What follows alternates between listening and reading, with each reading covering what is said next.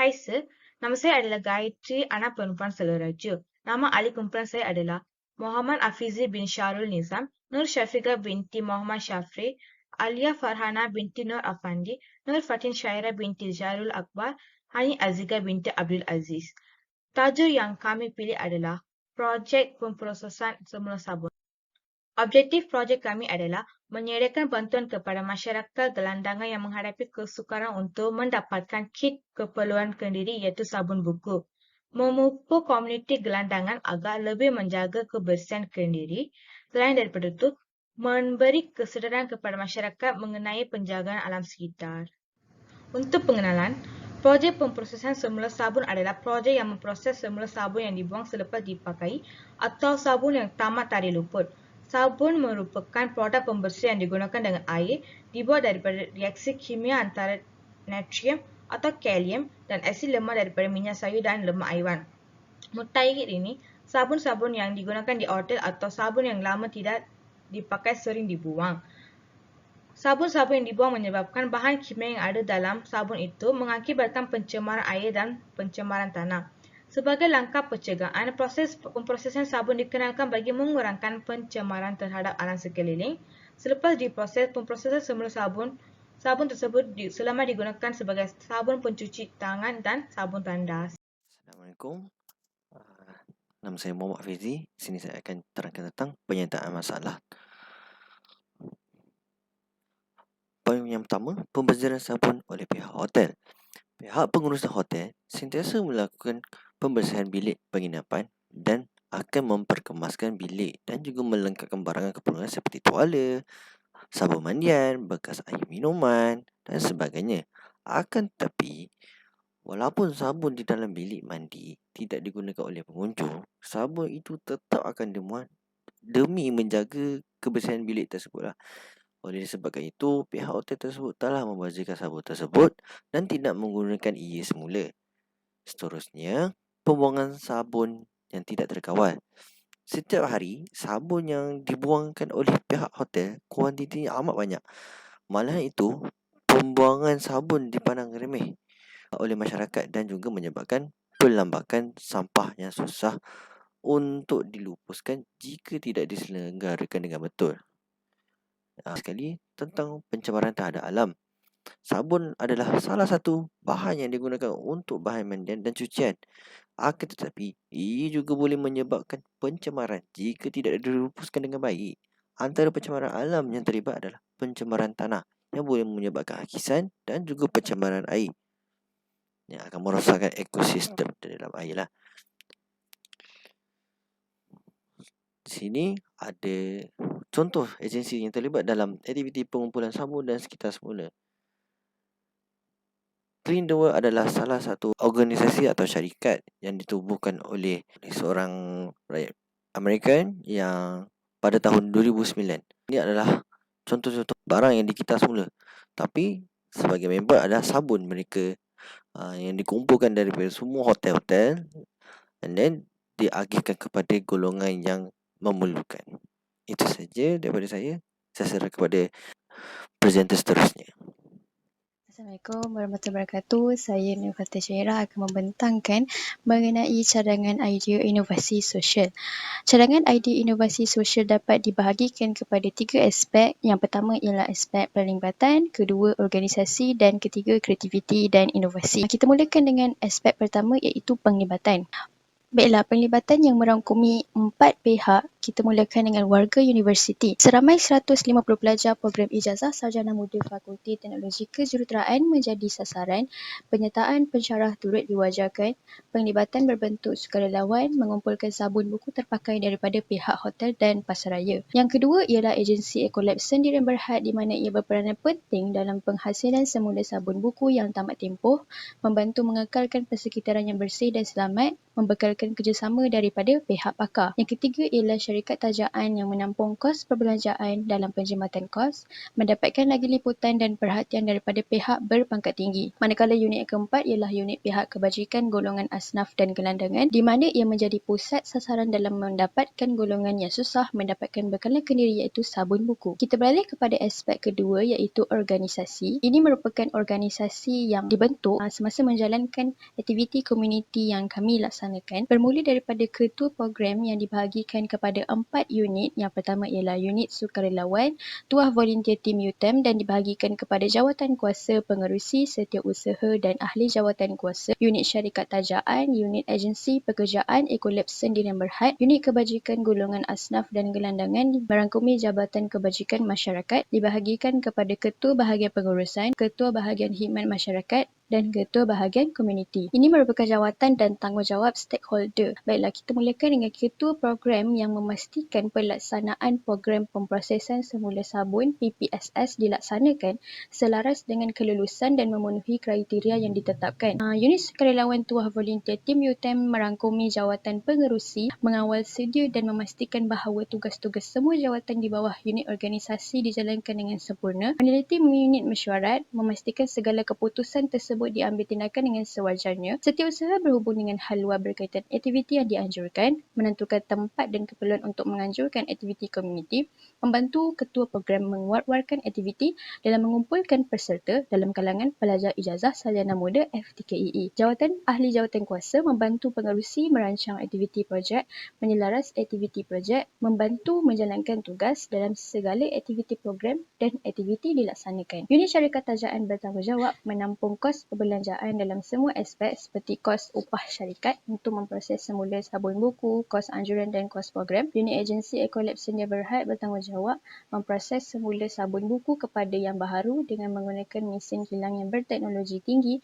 Wakil daripada unit melibatkan diri dalam mengetuai serta memberi tunjuk ajar semasa aktiviti bersama golongan asnaf dan gelandangan dalam memproses semula sabun buku kepada metodologi yang lebih mudah. Beralih kepada unit kebajikan merangkumi jabatan kebajikan masyarakat yang dibagikan kepada jawatan ketua bahagian pengurusan bertanggungjawab melaksanakan sesuatu kerja melalui sumber organisasi iaitu kewangan aktiviti, manusia dan modal objektif yang cekap dan berkesan, menetapkan pusat kebajikan yang sesuai dalam menghulurkan bantuan serta menjalankan aktiviti sosial. Jawatan kedua ialah ketua bahagian khidmat masyarakat memberi kebenaran dalam penganjuran aktiviti, melantik seorang jawatan dalam mengetuai pasukan sukarelawan dalam menyediakan perkhidmatan dari segi tenaga kerja. Ketua bahagian komuniti merancang, merangka, mentadbir yang berkaitan operasi pengurusan bahagian komuniti program pemprosesan semula sabun dan berhubung dengan jawatan kuasa organisasi UTEM dalam membantu merangka dan menjalankan program. Sekian daripada saya. Seterusnya, aspek ketiga iaitu kreativiti dan inovasi. Kreativiti dan inovasi merupakan salah satu unsur yang perlu ada pada setiap individu. Kreativiti merujuk kepada penghasilan idea atau pendekatan baru, manakala inovasi ialah pelaksanaan atau proses penjanaan idea dalam konteks baru. Menurut Prof.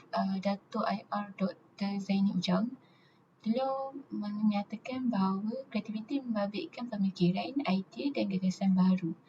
Manakala inovasi sebaliknya, kerana ia membawa kepada penambahbaikan dan penyelesaian idea sedia ada untuk mencipta nilai tambah baru yang boleh dieksploitasi sebagai produk atau perkhidmatan yang boleh dipasarkan. Di dalam kursus pemikiran kreatif dan kritis ini, pelajar digalakkan untuk bekerja dalam kumpulan untuk menghasilkan idea baru atau mencipta inovasi sosial yang boleh memberi manfaat atau memberi kesan positif kepada masyarakat.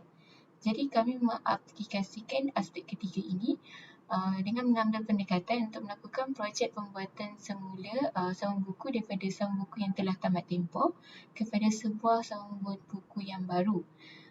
Kami telah kumpulkan sabun-sabun buku yang telah tamat tempoh ini daripada industri perhotelan dan daripada pasaraya-pasaraya berdekatan.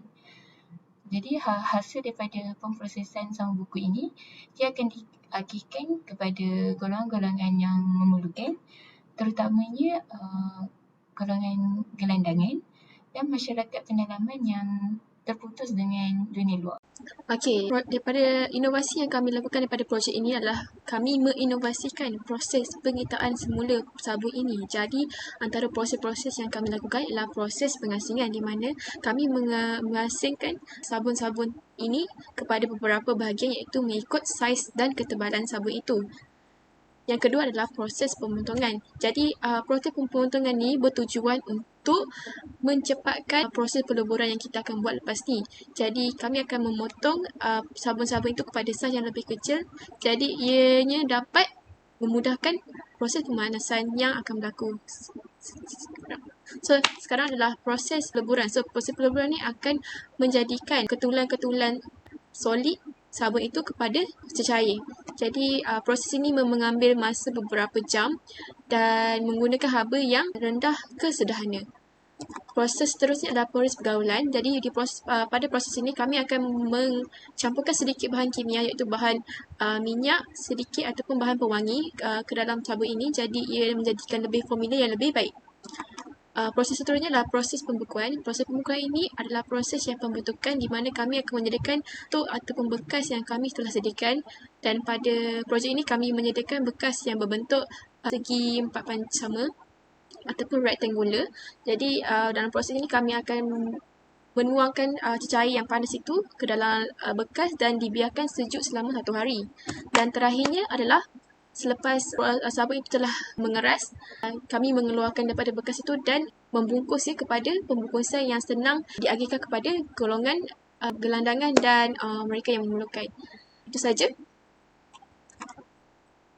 Okey, untuk meringkaskan perbincangan, kita tahu bahawa projek inovasi ini adalah perusahaan sosial yang dengan niat membantu rakyat Malaysia dengan mengurangkan pembaziran sabun yang terpakai. So, hal ini juga dapat menjagakan alam sekitar dan dapat membantu golongan-golongan gelandangan untuk peka tentang kebersihan diri. Jadi, untuk memastikan projek ini, kami memerlukan pelbagai pihak dalam perusahaan ini, contohnya daripada pelajar, daripada Fakulti Teknologi Kejuruteraan dan daripada agensi-agensi dan NGO di seluruh Malaysia untuk membantu menjayakan projek ini. Jadi, untuk menceritakan tentang proses yang kami lakukan ialah proses pemprosesan sabun. Seperti mana yang rakan-rakan saya telah memberitahu bahawa proses sabun ni yang kami lakukan adalah dengan menukarkan sabun yang lama kepada sabun yang baru.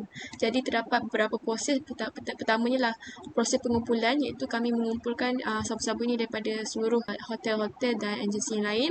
Yang kedua, kami memotong ataupun mengecilkan kepada sepihan-sepihan yang lebih kecil.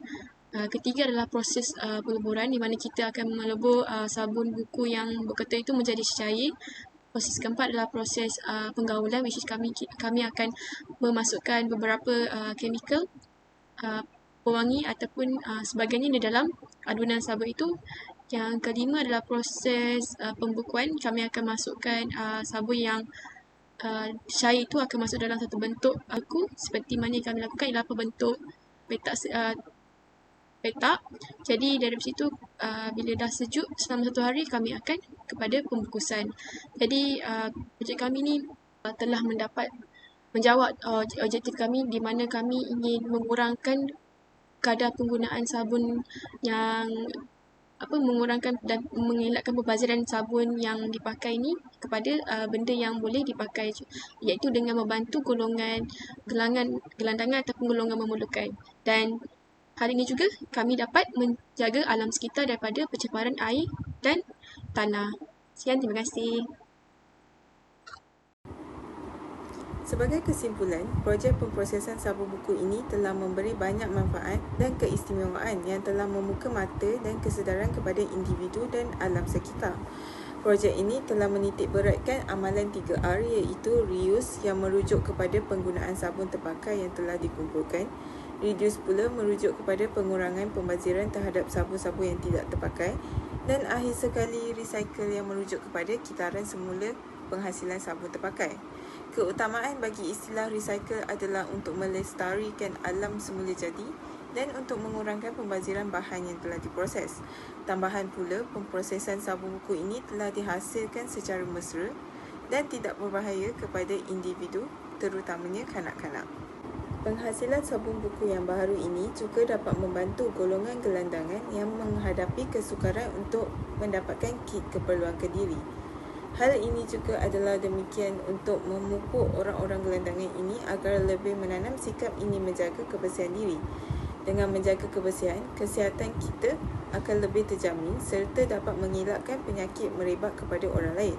Oleh itu, kami berharap agar projek ini dapat diteruskan dari semasa ke semasa bagi menggalakkan semua individu untuk mengambil pengetahuan tentang kitaran semula sabun buku.